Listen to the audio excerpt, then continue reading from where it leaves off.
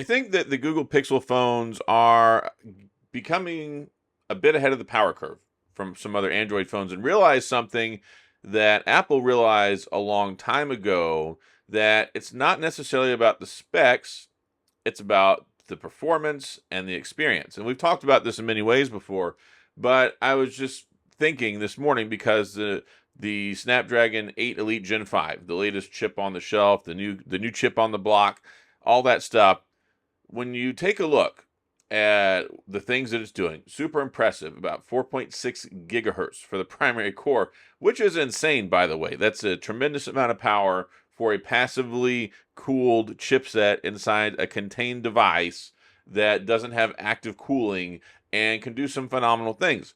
But how much have you really seen in a change in the way you use your phone or the performance over the last couple of years? Really, it's kind of negligible. And the big areas that have picked up a little bit, not so much that you notice this on a hardware side, is just the AI implements and constructs that have become part of the smartphone landscape, particularly in Android and slowly being adopted in Apple. But this is how things were with Apple. I mean, even still. But I mean, 10 years ago, 12 years ago, remember whenever the iPhone had like 1.5 gigabytes of RAM and we had 4 and 6 in Android, and there's all these fights going back and forth between specs. And then you look at the guys carrying around an iPhone, they're like, I don't know, it just works. It does everything I want it to do. I don't care if it has 1.5 gigabytes of RAM. I don't care if you have 4 gigabytes of RAM. I don't care if I have a 7 megapixel camera and you have a 12. I don't care if I have a 12 and you've got a 50 or a 48 or whatever. That's where I think Pixel decided to take things. And I think that it's a working strategy. And if you take a look back, especially over the last year, tremendously improved over sales and people picking them up. And I think even the impressions and general thoughts that people have about the Pixel phones. So the big thing that gets complained about when it comes to the Pixel 10 series phones is benchmarks. But people that actually carry around the Pixel and use it, normal people, they don't care. And it doesn't matter. And that's why I've been saying benchmarks don't matter. We've been in the 1 million, the 2 million, sinking 3 million and 2 scores for forever. Geekbench this, Cinebench this, all this crap. And do most people care about that? No, they don't. They want it to work. They want to be able to run things they want to run. They want them to run smoothly, effortlessly, have great experience. The cell phone modem works good, good battery life, good standby time, great haptics, be able to communicate with their peers. And this checks a lot of stinking boxes. And of course, we've had the legacy best camera experience in smartphones for a long time, which I do think they need to do a little bit. Like the Pixel 9 cameras, phenomenal. Pixel 10, basically the same cameras. So you have seen some upgrades in other areas like the Oppo Find X9 Pro, amazing camera. You take a look at the iPhone 17 Pro Max, amazing camera, made some good leaps. So I'm hoping we'll see a bigger leap with the Pixel 11 series phones next year. But the thing is, I'm glad that Google hasn't listened to all and I don't like to cast shade on anyone.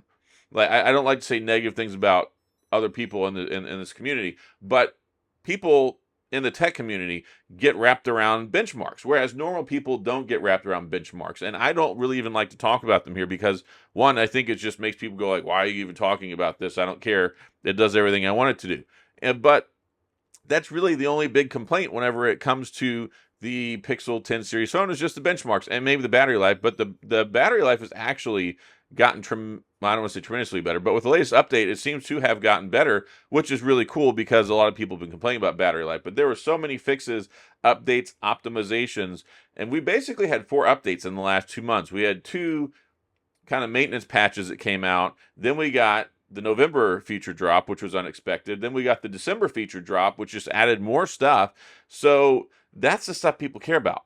And they care about Ecosphere, which the Google Pixel guys are slowly working on. I mean, the Pixel Buds Pro 2, phenomenal earbuds. The A series, phenomenal earbuds. I love mine. Then we've got also the Pixel Watch 4, probably my favorite smartwatch this year of the big 3 when it comes to Apple, Google, and then Samsung. Of course, I have really been enjoying the Suunto watch that I've got. I love this thing. I took it off the charger a week ago, and it's still at like 48% battery. I get notifications, heart rate, sleep tracking, all that stuff. Like all the things that I actually care about, and simple notifications to where it's just a very helpful watch. And anyway, this is not an advertisement. I really love this watch.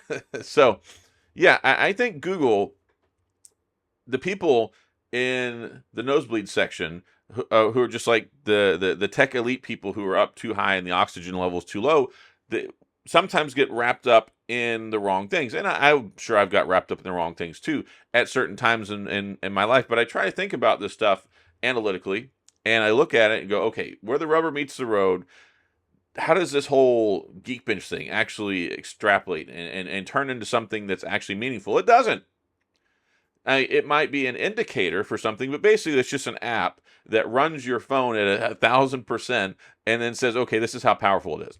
But a lot of people just look at those numbers. They don't look at how fast the performance drop-offs. They don't look at how fast the heat builds up. They don't look at how fast it impacts the performance, and the phone has to get throttled. They don't look at other things. There's still not even huge, meaningful ways to show how good and how fast AI works across unified platforms. And you can take a look at a lot of different things, but when people walk in the store to go buy one, they're like, look, I want the camera. I love Pixel stuff. I want the AI. I love Gemini. It's got a great typing experience. It's got a beautiful screen. It's got a great build quality. It's got a nice price, especially right now. Shoot, the sales are still going on. If you watch this video a month from now, you're probably not going to have these sales. But as of the making of this video, you can still get the Pixel 10 for $599 on sale, normally $799. You can get the Pixel 10 Pro for $749, normally $999. And I think the Pixel 10 Pro XL might be $849. I know it was $899.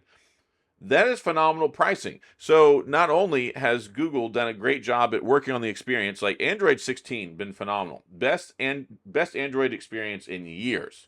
And then we've got the Material 3 Expressive, which has also been fantastic. It looks better, faster, smooth animations, a great daily usage experience. I used to hate stock Android.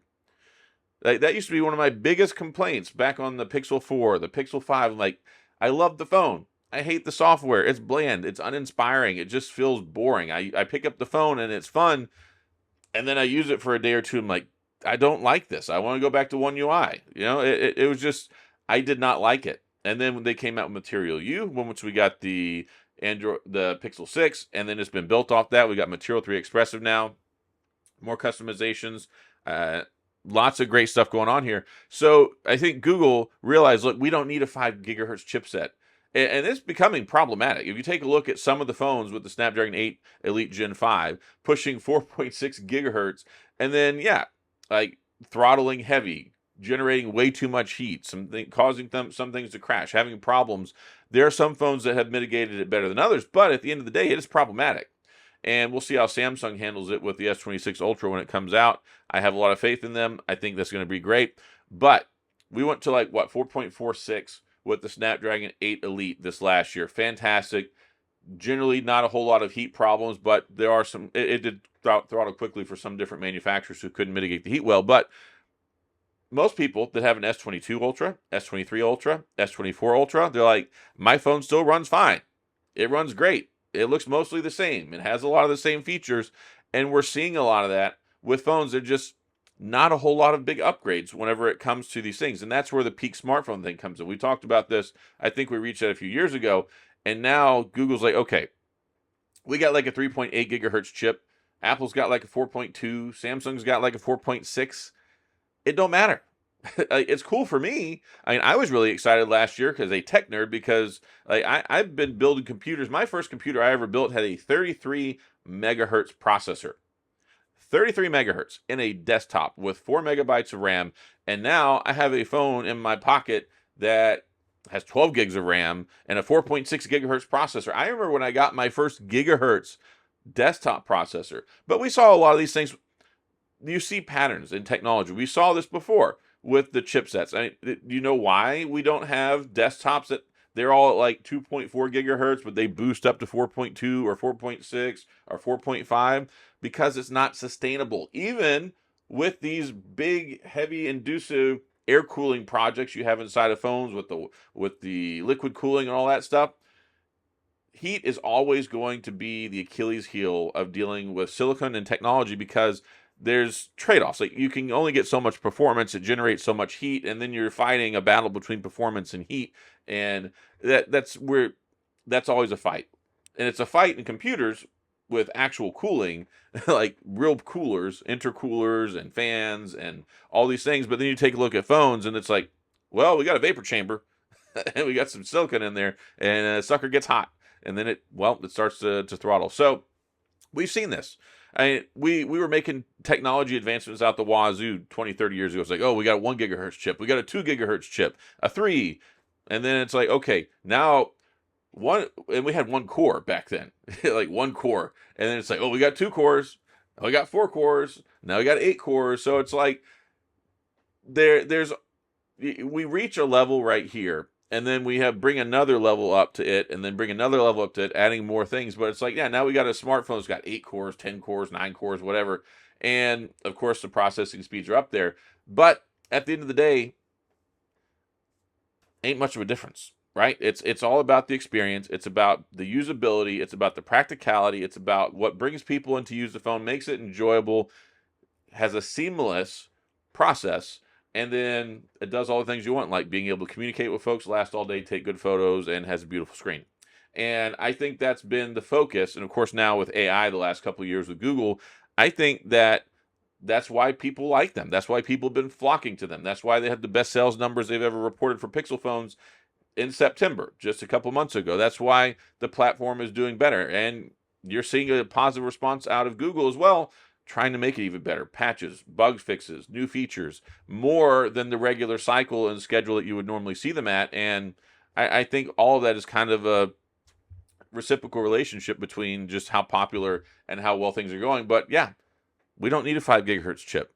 The S26 Ultra doesn't need a 4.6 gigahertz chip. We could have stopped at probably 3.5. Like we're pretty much at the top end, I think, now of usability versus practicality. And we'll probably see that start to slow down. Like, I don't see us going to 6 or 7 gigahertz anytime soon with passive radiated cooled phones, because it's just not sustainable. So anyway, I know there's a lot of tech nerd speak in here and a lot of that stuff, but that's the thing. The iPhone, nobody talks about specs on those phones. They just want the latest iPhone. Whenever you talk to somebody about Samsung, well, I want a 200 megapixel camera. Oh, nope, 16 gigs of RAM, I got to have it. 12's not enough. You don't hear those arguments with an iPhone. Why? Yes, I know we have the old adage, it just works, but that community doesn't care because it's never been programmed to care, because it was never a topic of discussion. It used to be a topic of discussion here, but really it's not so much anymore, other than just angry people who want to complain about something, not the mainstream people who actually pick up the phone and buy it. It's about the experience. It's about the experience. And I think they're nailing it on the experience and making strides there. And Samsung is too. Samsung's doing a lot of stuff with One UI, and they're doing a lot of great stuff with AI, and they're really working on their experience too, because I think they realize the same thing. We got to make people want to use these phones and not put them down and make it enjoyable, and not just about the specs. So that's all I got. Questions, comments, gripes, concerns, complaints, all that stuff. I know there will be some. Go there. I know this is probably a boring video for a lot of folks, but I was like, you know what? I want to talk about this. I've lived through a lot of this stuff. I remember when I overclocked my first Intel Pentium chip from a 75 megahertz computer to a 90, so I could play Age of Empires, and I still couldn't run it with sound because my computer wasn't powerful enough. Like, I've been doing this a long time. I know I don't have an advanced degree in engineering, but I've been building and using computers and phones for 30 years. So that's all I got. As always, if you enjoyed the video, please hit the like and the subscribe button and the notification bell if you want updates when new videos come out. And as always, thanks for being here. I appreciate you watching, and I'll see you guys next time.